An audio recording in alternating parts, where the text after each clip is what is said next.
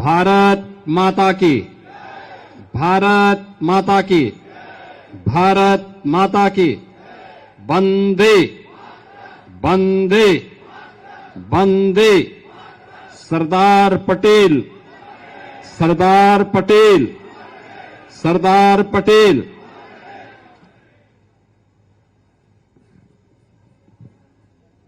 लौह पुरुष सरदार वल्लभ भाई पटेल जी की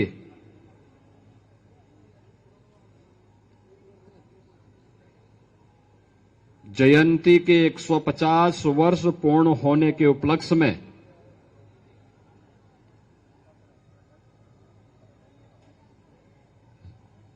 उत्तर प्रदेश सरकार और भारतीय जनता पार्टी के संयुक्त तत्वाधान में आयोजित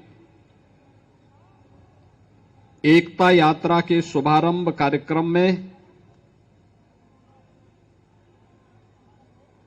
गोरखपुर में मेरे साथ उपस्थित उत्तर प्रदेश सरकार में मंत्रिमंडल के मेरे वरिष्ठ सहयोगी, जल शक्ति मंत्री और भारतीय जनता पार्टी के पूर्व प्रदेश अध्यक्ष श्री स्वतंत्र देव सिंह जी,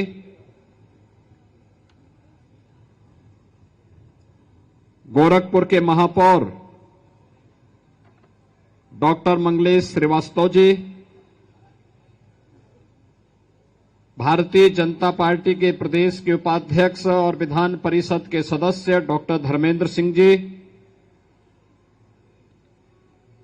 माननीय विधायकगण श्री विपिन सिंह जी, फतेह बहादुर सिंह जी, महेंद्रपाल सिंह जी, प्रदीप शुक्ला जी, राजेश त्रिपाठी जी, श्री राम चौहान जी, डॉक्टर विमलेश पासवान जी,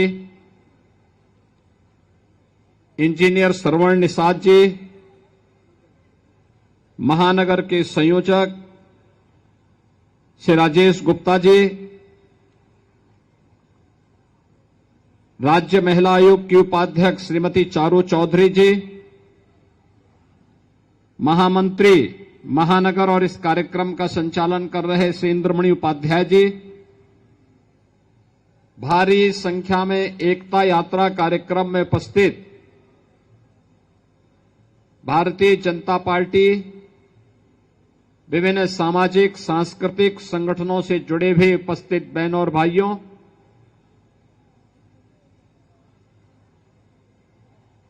आज ये हमारा सौभाग्य है, पूरा देश भारत माता के एक महान सपूत लौह पुरुष सरदार वल्लभ भाई पटेल की 150वीं जयंती कार्यक्रम को पूरे उत्साह उमंग के साथ विभिन्न कार्यक्रमों के माध्यम से आयोजित कर रही है। भारत की अखंडता के शिल्पी लौह पुरुष सरदार वल्लभ भाई पटेल को भारत की वर्तमान पीढ़ी सम्मान दे सके, आजादी के बाद यह एहसास पहली बार इस देशवासियों को सरदेय अटल बिहारी वाजपेयी जी की सरकार के समय हो पाया था, जब उन्होंने अखिल भारतीय स्तर पर 31 अक्टूबर लौह पुरुष सरदार वल्लभ भाई पटेल की जयंती के रूप में आयोजित करने का निर्णय लिया था। और यह आयोजन बृहद पैमाने पर राष्ट्रीय एकता के कारक बने, इसको लेकर के जो आयोजन प्रारंभ हुए वह आज के यशस्वी प्रधानमंत्री और दुनिया के सबसे लोकप्रिय नेता श्री नरेंद्र मोदी जी के प्रधानमंत्री बनने के बाद 31 अक्टूबर की तिथि राष्ट्रीय एकता दिवस के रूप में आयोजित होना प्रारंभ हुआ है। याद करिए, जब गुजरात के मुख्यमंत्री के रूप में आदरणीय प्रधानमंत्री जी कार्य कर रहे थे,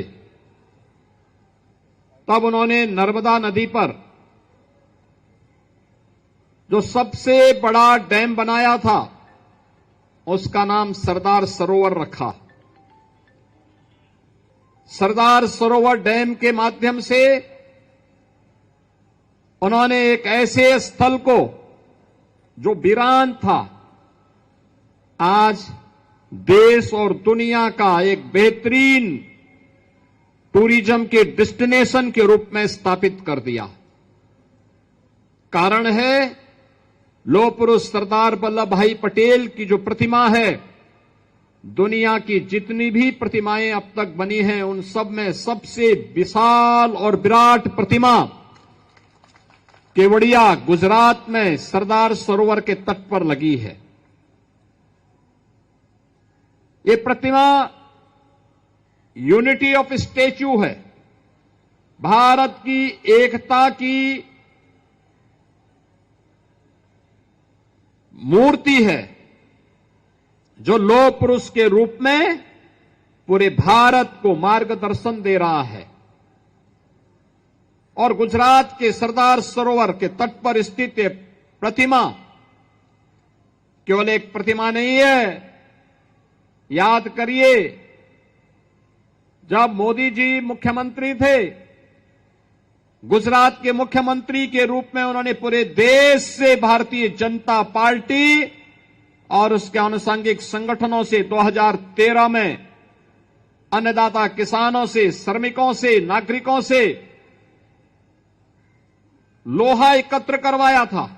घर का फालतू लोहा दान करो, मिट्टी दान करो। भारत की माटी और भारत का लोहा जब बनेगा, एक साथ मिलेगा, तो दुनिया की सबसे बड़ी प्रतिमा स्थापित होगी। और यूनिटी ऑफ स्टैच्यू जो लौह पुरुष सरदार वल्लभ भाई की और दुनिया की अब तक की सबसे बड़ी प्रतिमा बनी है, वह लौह पुरुष सरदार वल्लभ भाई पटेल की गुजरात में केवड़िया में स्थित 31 अक्टूबर को पूरे देश के अंदर यूनिटी फॉर रन के रूप में राष्ट्रीय एकता दौड़ का आयोजन हर एक जनपद में आयोजित हुआ। अनेक प्रकार के कार्यक्रम इस दौरान प्रारंभ हुए। लौह पुरुष सरदार वल्लभ भाई पटेल के व्यक्तित्व और कृतित्व से जुड़े हुए विभिन्न प्रसंगों को लेकर के भारतीय जनता पार्टी ने भी और सरकार के स्तर पर भी अनेक प्रकार के कार्यक्रम प्रारंभ होने शुरू हुए। स्वदेशी का मामला हो, स्वावलंबन का मामला हो, राष्ट्रीय एकता के सामने जो चुनौतियां हैं, इन चुनौतियों को लेकर के होने वाले कार्यक्रम हो, व्यापक जन जागरण की दृष्टि से ये कार्यक्रम चल रहे हैं। रन फॉर यूनिटी के साथ ही यह कार्यक्रम पूरे देश के अंदर बृहद पैमाने पर प्रारंभ हुए हैं और वर्तमान में आज से भारतीय जनता पार्टी 75 जनपदों में रन फॉर यूनिटी के कार्यक्रम के बाद अब एकता यात्रा का प्रारंभ कर रही है।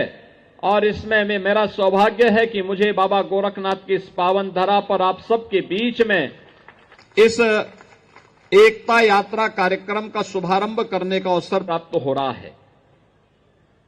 ये एकता यात्रा हर 403 विधानसभा क्षेत्रों में आयोजित होने जा रही है।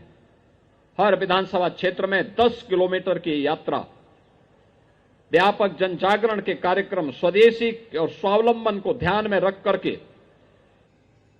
प्रत्येक नागरिक के मन में राष्ट्रीयता का भाव पैदा हो। और ये सुखद संजोग है कि सरदार वल्लभ भाई पटेल जी की 150वीं जयंती कार्यक्रम के समारोह तो प्रारंभ हुए ही है। यह वर्ष भारत के राष्ट्रगीत वंदे मातरम के भी 150वें वर्ष में प्रवेश करने के उपलक्ष्य में भी आयोजित हो रहे हैं। आप याद करिए, एक ऐसा गीत जिसने पूरे भारत की सोई हुई चेतना को जागरूक करके भारत की आजादी के आंदोलन को, कौन ऐसा क्रांतिकारी रहा हो 1876 के बाद जिसने देश की आजादी के दौरान वंदे मातरम का उद्घोष न किया हो। हर क्रांतिकारी वंदे मातरम का उद्घोष करके देश की आजादी की आंदोलन में कूद पड़ा था। क्या विद्यार्थी, क्या बच्चे, क्या युवा, क्या अधेड़, क्या बुजुर्ग, क्या महिला, क्या पुरुष, किसी भी उम्र का व्यक्ति वंदे मातरम एकमात्र उसके जीवन का मंत्र बन गया था। और देखते ही देखते वंदे मातरम का यह घोष विदेशी दासता से भारत को मुक्त करने का मंत्र बन गया। अनुमान करिए, जो मंत्र भारत की आजादी का कारण बना हो, उस मंत्र को भी लोगों ने सांप्रदायिक कह करके उसमें संशोधन करने का प्रयास कांग्रेस ने किया। कहा ये 5 और 6 छंद का क्यों पढ़ना है, 2 छंद में ही हो जाए। मेरा यह मानना है, कोई व्यक्ति हो, कोई जाति, कोई मत, कोई मजहब, वह किसी राष्ट्र से बढ़कर के नहीं हो सकता है। हम सब भारतवासियों को इस बारे में ध्यान रखना होगा। हमारी आस्था हमारी जगह। अगर हमारी आस्था हमारी राष्ट्रीय एकता और अखंडता में बाधा पैदा कर रही है, हमें उस आस्था को एक और करना होगा। सबसे पहले अपनी राष्ट्रीय अखंडता के लिए प्राणपण से जूझने के लिए तैयार होना होगा। भारत के एक नागरिक के रूप में हमारा दायित्व है। कुछ लोगों के लिए आज भी भारत की एकता और अखंडता से बढ़कर के उनका मत और मजहब बड़ा हो जाता है। उनकी व्यक्तिगत निष्ठा महत्वपूर्ण हो जाती है। और वास्तव में ऐसे लोग संदेह के दायरे में नहीं आते। वंदे मातरम का विरोध का कोई औचित्य नहीं। और यहां वंदे मातरम के खिलाफ जो विस्ममन हो रहा है, मोहम्मद अली जौहर ने 1923 में कांग्रेस के अधिवेशन में, जिस कांग्रेस के अधिवेशन में 1896 में स्वयं गुरुदेव रविंद्रनाथ टैगोर ने इस पूरे वंदे मातरम गान को वहां पर सुनाया था, कांग्रेस के अधिवेशन में गाया था, अपने स्वर में गाया था। और 1896 से लेकर के 2022 तक कांग्रेस के हर अधिवेशन में यह गान होता था। लेकिन वंदे मातरम को कांग्रेस ने 1923 में, जब मोहम्मद अली जौहर कांग्रेस के अध्यक्ष बने, वंदे मातरम का गान शुरू होते ही वह अध्यक्ष पद से उड़ करके चले गए। उन्होंने वंदे मातरम गाने से इनकार कर दिया था। बहनों और भाइयों, वंदे मातरम का इस प्रकार का विरोध यही भारत के विभाजन का दुर्भाग्यपूर्ण कारण बना था। कांग्रेस ने अगर उस समय मोहम्मद अली जौहर को अध्यक्ष पद से बेदखल करके वंदे मातरम के माध्यम से भारत की राष्ट्रीयता का सम्मान किया होता, भारत का विभाजन नहीं होता। बाद में कांग्रेस ने एक कमेटी बनाई संशोधन करने के लिए कि वंदे मातरम गीत में ही संशोधन कर दिया जाए। 1937 में रिपोर्ट आई और कांग्रेस ने कहा कि इसमें कुछ ऐसे शब्द हैं जो भारत माता को दुर्गा के रूप में, लक्ष्मी के रूप में, सरस्वती के रूप में प्रस्तुत करते हैं, इनको संशोधन कर दिया जाए। अरे ये गीत धरती माता की उपासना का गीत है और भारत का ऋषि तो हमेशा कहता रहा है, हम सबका आह्वान करता रहा है, हर एक भारतीय का आह्वान करता रहा है और वह आह्वान रहा है माता भूमि पुत्रोहम पृथिव्या का।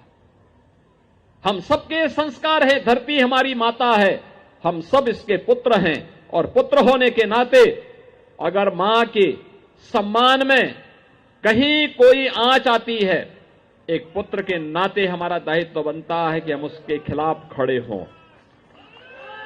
लेकिन बहन और भाइयों, कांग्रेस की यह तुष्टीकरण की नीति दुर्भाग्य से 1947 में देश के विभाजन का कारण भी बनी और आज भी हम सब ये मानते थे कि जो लोग भारत के अंदर हैं, ये सभी भारत के प्रति निष्ठावान होकर के भारत की एकता और अखंडता के लिए कार्य करेंगे। लेकिन जब अखिल भारतीय स्तर पर वंदे मातरम राष्ट्रीय गीत के 150 वर्ष पूर्ण होने के उपलक्ष्य में आयोजन प्रारंभ हुए तो फिर वही स्वर फूटना प्रारंभ हो गया। समाजवादी पार्टी के एक सांसद ने फिर से विरोध करना प्रारंभ कर दिया। ये वही लोग हैं जो लोग लौह पुरुष सरदार वल्लभ भाई पटेल, जो भारत की अखंडता के शिल्पी हैं, 31 अक्टूबर को सरदार वल्लभ भाई पटेल की जयंती के कार्यक्रम में शामिल नहीं होते, लेकिन जिन्ना को सम्मान देने के किसी कार्यक्रम में शर्मनाक तरीके से शामिल होते हैं। बहनों और भाइयों, हम सबको याद रखना होगा, अगर राष्ट्र के इन महापुरुषों को सम्मान न मिला, कहां जाएगा हमारा देश? ये उग्रवाद, ये नक्सलवाद, ये आतंकवाद जो लगातार भारत की एकता और अखंडता को चुनौती दे रहा है, जो भी भारत के राष्ट्रीय महापुरुषों का, क्रांतिकारियों का अपमान करते हैं, वे प्राकांतर में उन अलगाववादी ताकतों के दुस्साहस को बढ़ाने का ही कार्य करते हैं, जिनके कारण भारत की एकता को, भारत की राष्ट्रीयता को एक चुनौती मिलती है। आज हमारा दायित्व बनता है हम उन कारणों को ढूंढें जो समाज को बांटने वाले हैं। ये जाति के नाम पर, क्षेत्र के नाम पर, भाषा के नाम पर ये विभाजन, ये नए जिन्ना को पैदा करने की साजिश का हिस्सा है। हमें याद करना होगा, अब भारत के अंदर फिर से कोई नया जिन्ना पैदा न होने पाए, और वो जिन्ना अगर पैदा होने का साहस करता है तो हमें उससे पहले कि वो भारत की अखंडता को चुनौती दे, उसको पहले ही दफन करके रख देना होगा। इसके लिए भारत के हर नागरिक को खड़ा होना होगा और इसी के लिए आज ये एकता यात्रा, जहां हर नागरिक की भारत की एकता और अखंडता के प्रति प्रतिबद्धता का समर्थन करता है, वहीं लौह पुरुष सरदार वल्लभ भाई पटेल के द्वारा किए गए योगदान को, स्वदेशी स्वावलंबन के प्रति उनके द्वारा किए गए योगदान, उनके संघर्षों का स्मरण कराने का भी हमारे पास एक अवसर देता है। मैं इस अवसर पर आप सभी का आह्वान करूंगा, कभी आपको केवड़िया गुजरात जाने का अवसर प्राप्त हो तो सरदार सरोवर के तट पर लौह पुरुष सरदार वल्लभ भाई पटेल की बनी हुई दुनिया की सबसे बड़ी प्रतिमा का दर्शन करने जरूर जाएं। प्रधानमंत्री मोदी जी के प्रति कृतज्ञता ज्ञापित जरूर करें कि भारत के महापुरुषों को, अपने पूर्वजों को कैसे सम्मान दिया जाना चाहिए, उस सम्मान के प्रतीक के रूप में लौह पुरुष सरदार वल्लभ भाई पटेल को की सबसे बड़ी प्रतिमा गुजरात में केवड़िया में स्थापित की गई है। बहनों और भाइयों, यही है अपने महापुरुषों के प्रति श्रद्धा और सम्मान का भाव, और उसी श्रद्धा और सम्मान के भाव के साथ आज हम सब यहां पर इस एकता यात्रा के साथ जुड़ रहे हैं। मेरा आह्वान होगा, स्कूल कॉलेजेस में इसमें डिबेट होनी चाहिए। लोह पुरुष सरदार वल्लभ भाई पटेल के मुद्दे को लेकर के हमें चर्चा पर चर्चा का हिस्सा इसको बनाना चाहिए। वंदे मातरम राष्ट्रीय गीत के प्रति सम्मान का भाव होना चाहिए। अब ये केवल लोह पुरुष सरदार वल्लभ भाई पटेल के साथ ही राष्ट्रगीत वंदे मातरम भी उत्तर प्रदेश के हर विद्यालय में गायन इसका अनिवार्य करेंगे, हर शिक्षण संस्थान में इसका गायन अनिवार्य करवाएंगे, जिससे उत्तर प्रदेश के अंदर हर नागरिक के मन में भारत माता के प्रति, अपनी मातृभूमि के प्रति श्रद्धा और सम्मान का भाव जागरूक हो सके। और उसी भाव के साथ आज हम सब यहां पर आए हैं। आज के इस अवसर पर मैं एक बार फिर से गोरखपुर महानगर की इकाई को इस बात के लिए धन्यवाद दूंगा कि उन्होंने इस राष्ट्रीय एकता यात्रा को आज यहां पर गोरखपुर में प्रारंभ करने और इस यात्रा में मुझे शामिल होने का अवसर दिया है। इस यात्रा में शामिल होने के लिए आए हुए आप सभी महानुभावों का मैं हृदय से अभिनंदन करता हूं, स्वागत करता हूं। आज के इस अवसर पर मैं केवल आपसे एक बात कहना चाहूंगा। याद करना, लोह पुरुष सरदार वल्लभ भाई पटेल ने जो बातें कही थी उनमें से दो बातें बहुत महत्वपूर्ण हैं। उन्होंने कहा था कि स्वतंत्रता का अर्थ केवल आजाद होना नहीं है, बल्कि जिम्मेदारी से राष्ट्र की सेवा करना भी है। दूसरा उन्होंने कहा था, जिस देश का यह जागृत होता है उस देश को कोई गुलाम नहीं बना सकता। याद करना, हमारे युवा स्वयं राष्ट्रीयता के प्रति जागरूक हों और स्वाधीनता का मतलब आजाद होना नहीं, बल्कि स्वाधीनता का मतलब अपने कर्तव्यों के निर्वहन करने से भी होता है।